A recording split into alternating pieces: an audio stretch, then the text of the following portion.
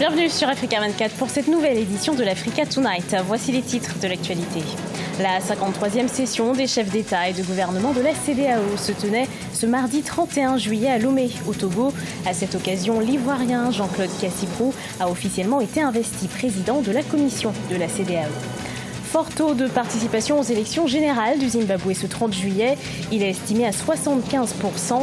Les résultats devraient être publiés au plus tard le samedi 4 août. Et puis le deuxième forum de l'administration fiscale africaine a eu lieu à Kigali, au Rwanda, les 30 et 31 juillet 2018. Ministres africains des Finances et responsables des services fiscaux ont débattu sur les moyens de financement des projets de développement continental. Mais tout d'abord aux Comores, c'est le oui qui l'emporte. La réforme constitutionnelle a été approuvée à 92,74% par référendum, et ce malgré l'appel au boycott de l'opposition.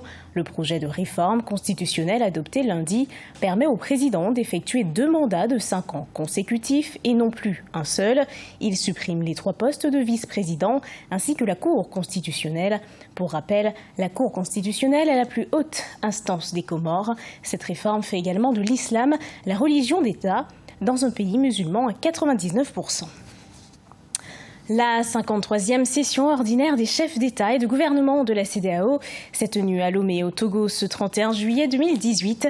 Les différentes crises dans les pays membres ont été au cœur des discussions et l'Ivoirien Jean-Claude Cassibrou a officiellement été investi président de la commission de la CEDEAO. Reportage de notre correspondant Aimé Fakofi.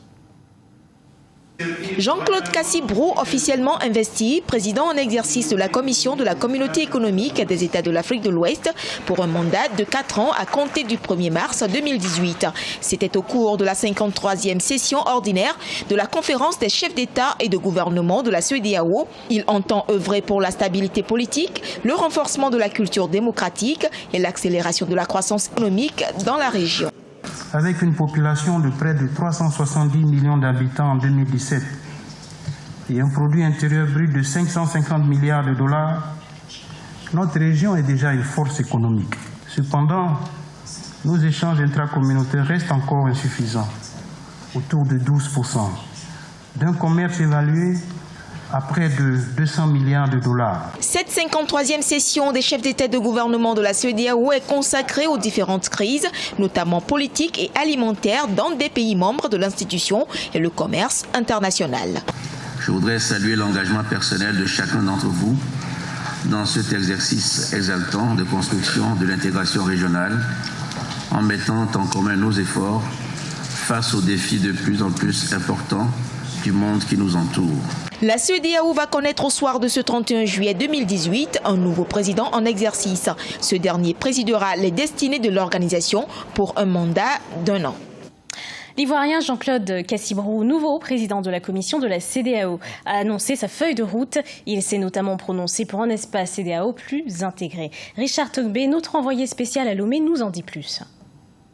Tout en saluant le leadership et la disponibilité du président togolais Faure Gnassingbé lors de son mandat qui s'achève à la tête de la CEDEAO, l'Ivoirien Jean-Claude Cassibrou, le nouveau président investi de la commission de la CEDEAO, a fixé des objectifs clairs pour une CEDEAO plus intégrée et plus forte. Ils en ont un meilleur ancrage démocratique avec l'organisation d'élections réellement libres et transparentes dans un espace communautaire plus sûr et sécurisé. Mais l'Ivoirien veut aller encore plus loin. Il vante d'abord le potentiel de l'espace CEDEAO dont le PIB est aujourd'hui évalué à 550 milliards de dollars pour une population de 370 millions d'habitants. Il faut fluidifier davantage les échanges intracommunautaires évalués aujourd'hui à 12% seulement. Et c'est ce que veut s'atteler à faire le nouveau président de la commission de la CEDEAO. Mais il veut rendre davantage la CEDEAO plus, du moins il veut plutôt faire de la CEDEAO une organisation non plus des États, mais une organisation des peuples. Et pour ce faire, le nouveau président élu de la commission de la CEDEAO veut rendre effective la libre circulation des biens et des personnes au sein de l'espace CEDEAO et compte bien évidemment sur le nouveau président élu de la CEDEAO. Et à l'issue de cette 53e session ordinaire des chefs d'État et de gouvernement de la CEDEAO, le président Mohamedou Bouhari a été élu président de la CEDEAO pour un mandat de 1 an. En République démocratique du Congo, l'opposant Freddy Matungulu est candidat à l'élection présidentielle du 23 décembre 2018. La synergie électorale Notre Congo l'a investi ce mardi 31 juillet. À 63 ans, ce professeur d'université a pour ambition de relancer l'économie du pays. Il a créé son parti politique Congo Nabiso en 2015, un parti qui s'affiche parmi les têtes de l'opposition. Écoutez la déclaration de Freddy Matungulu lors de son investiture. Je vous remercie sincèrement pour la grande confiance que vous me témoignez en faisant de moi, ce mardi 31 juillet 2018, le porte-étendard de notre regroupement politique, la synergie électorale Notre Congo, SYNCO en sigle, pour la prochaine élection présidentielle.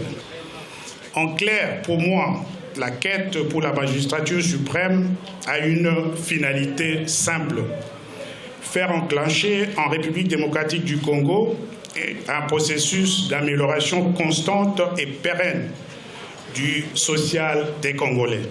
Un domaine dans lequel j'ai non seulement des idées, mais une expérience professionnelle établie.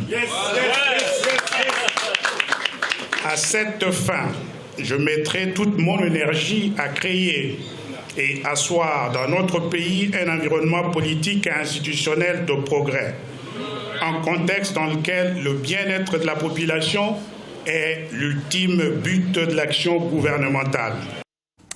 Les élections générales au Zimbabwe se sont déroulées dans le calme ce 30 juillet avec un fort taux de participation estimé à 75% selon les chiffres officiels provisoires. Les résultats devraient être publiés au plus tard le samedi 4 août. Reportage de notre correspondant chez Komar Bandago.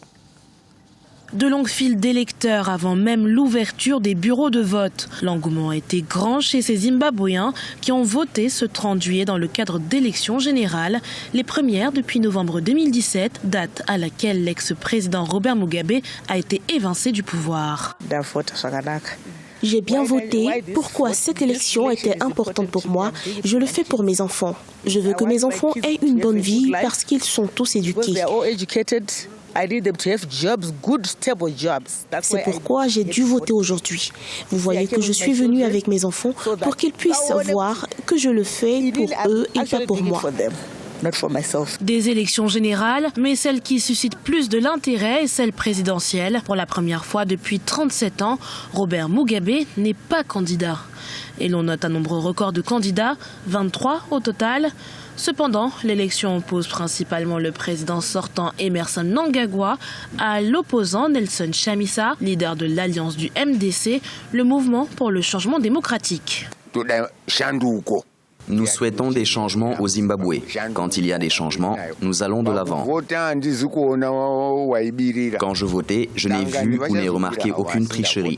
Tout est transparent. Même ceux qui attendaient leur tour pour voter affichent un sourire, tout comme moi. Tout va bien. Plus de 5,5 millions s'étaient inscrits sur les listes. Dans l'ensemble, les élections se sont déroulées dans le calme avec un fort taux de participation estimé à 75%. Les résultats sont attendus le 4 août. À l'occasion de la deuxième édition du Forum sur l'administration fiscale africaine, des ministres africains des Finances et des administrations fiscales se sont réunis du 30 au 31 juillet à Kigali, au Rwanda. Le but, échanger sur les mécanismes à instaurer pour mobiliser le maximum de fonds dans le financement de projets de développement du continent. Fraterne Dakaïsanga. La deuxième édition du Forum sur l'administration fiscale en Afrique s'est tenue à Kigali au Rwanda les 30 et 31 juillet 2018. Ce rendez-vous rassemblait les ministres africains des Finances et les responsables des services fiscaux pour discuter des mécanismes à mettre en place sur le continent afin de mobiliser plus de fonds internes pour financer les projets de développement continental sans atteindre l'aide internationale. Nous sommes rassemblés à un moment propice où non seulement ce forum porte la voix de toute l'Afrique, mais aussi au moment où tout le continent essaie de s'intégrer dans le système fiscal mondial afin d'établir les normes et faire le suivi de leur implémentation. Selon le rapport de la Commission économique des Nations Unies pour l'Afrique, le continent perd plus de 50 milliards de dollars chaque année en flux financiers illicites, dû principalement au manque des mécanismes pour contrecarrer ces flux. Nous avons par exemple trouvé que les flux financiers illicites sont supérieurs à l'aide internationale que nous recevons en Afrique. Donc, en travaillant avec des organisations comme ATAF, on veut rappeler aux pays africains ce qui peut se passer si on arrive à retenir cet argent qu'on perd chaque année en même temps que l'aide qu'on reçoit. Parce que, figurez-vous, les flux financiers illicites, c'est notre argent. Le Forum africain sur l'administration fiscale, ATAF en sigle, a été créé en 2009 dans le cadre d'améliorer la performance des administrations fiscales en Afrique. Les spécialistes croient que plus d'efficacité dans l'administration fiscale pourrait contribuer à la mobilisation de plus de fonds internes en Afrique. Ce journal a été préparé par l'ensemble de la rédaction. Merci de l'avoir suivi. Retrouvez dans un instant une nouvelle édition de l'actualité sur Africa 24.